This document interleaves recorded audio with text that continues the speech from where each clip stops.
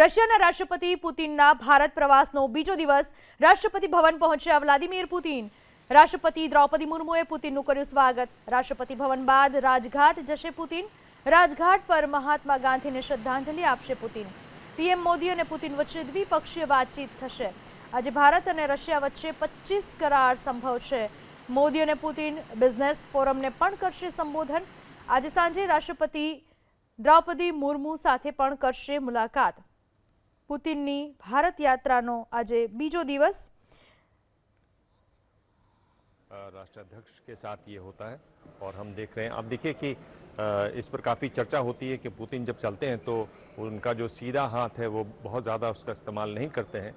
जो आलोचक हैं वो कहते हैं कि शायद इनको चोट लगी हुई है या इनको पार्किंसंस है, पर दरअसल में ये केजीबी के एजेंट रहे और तब ये ट्रेनिंग दी जाती है। आपका जो हथियार है वो इसी तरफ होता है कि किस तरीके से उसको तुरंत बाहर निकालना है, तो इसलिए वो उसको वैसे ही रखते हैं। एक तरीके से पुरानी आदत है। पर चित्रा, एक बात मैं साफ कर दूं, दो गाने यहाँ पर आए और उन गानों में उनके शब्द इधर उधर हो गए, फिल्में इधर उधर हो गई।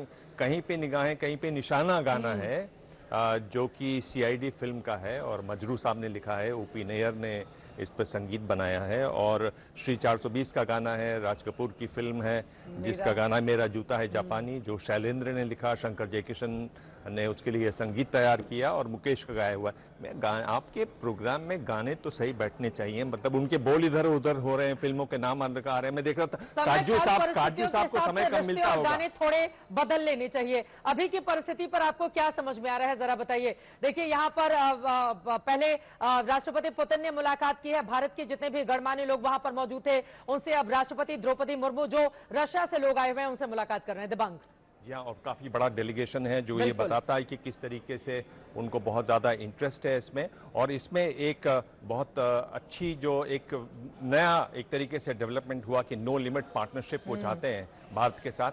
ध्यान रहे कि नो लिमिट पार्टनरशिप इन्होंने पहले ही कर रखी है चीन के साथ। चीन के साथ रूस की नो लिमिट पार्टनरशिप है। भारत चीन सीमा पर अगर आप देखें तो अभी भी हमारे 50,000 सैनिक तैनात हैं। और एक बात जो ध्यान में रखने वाली यह है कि आप इस तरह की नीति रखें जिसमें आप पश्चिम के देशों को बहुत ज़्यादा नाराज न करें। पश्चिम के देशों से आपकी दोस्ती बनी रहनी चाहिए, क्योंकि जो पैसा है जो एक सेकंड दिबांग में आपको रोकना चाहूंगी। ये तस्वीरें हम दिखा रहे हैं, देखिए वहां पर महिलाओं का भी प्रतिनिधिमंडल वहां पर पहुंचा हुआ है और सबके बारे में एक एक करके वहां पर ब्रीफ किया जा रहा है। रूस में महिलाएं बहुत पावरफुल होती हैं और जब हम लोग वहां पर गए हैं हमने देखा है वो स्वतः निर्णय लेने के लिए उनका अलग तरह का कॉन्फिडेंस। और यहाँ पर ये पूरा का पूरा कार्यक्रम अब समाप्त हो रहा है। जो हमारे तीनों सेनाओं के लोग वहां पर मौजूद हैं, अब वो धीरे धीरे करके राइट टर्न लेंगे और अपनी जगह पर वो वहां से चले जाएंगे। लेकिन उसके पहले गणमान्य व्यक्ति यहाँ से निकलेंगे। दिबांग, अपनी बात को आप पूरी करें, फिर मैं आ रही हूँ आपके पास। मैं ये कह रहा था कि भारत को इस बात का ध्यान रखना है कि बहुत ज़्यादा पश्चिम के देशों को नाराज न करें। अब भारत एक तरीके से जो एक निष्पक्षता है उसको करीब करीब दिखाए रखे। ये महत्वपूर्ण इसलिए भी है क्योंकि हमें अपने जो स्वार्थ हैं, हमें अपने जो हित हैं उनका ख्याल रखना है।